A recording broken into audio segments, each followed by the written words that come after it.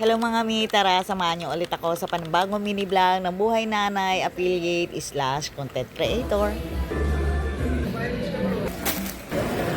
Oh, ito na nga mga mima kung mabibili ko na rin finally. Itong binabalik-balikan ko ngang rep dito sa may Abenson. Bali yung pinambili ko nga dito is katas nga na pinaghirapan ko dito sa pagiging affiliate. Nakakatuwa lang na ngayon nga nakakabili na ako ng appliances. Nakakabili na ako ng mga bagay nga na gusto ko. Kaya palagi kong sinasabi sa inyo mga mima ko, huwag kayong huminto. Darating din yung right time na nasa anihan stage na rin kayo. Last year pa talaga namin planong bumili nga ng bagong rep. At gusto na kasi mamahinga ng luma kong rep dahil natatanggal na nga yung pintuan niya. Hindi nga natuloy yung pagbili namin ng rep last year. Kasi nga meron kami biglaan pinagkagastusan. Kaya pinagpaliban na lang muna namin. Mas ano yung design nito?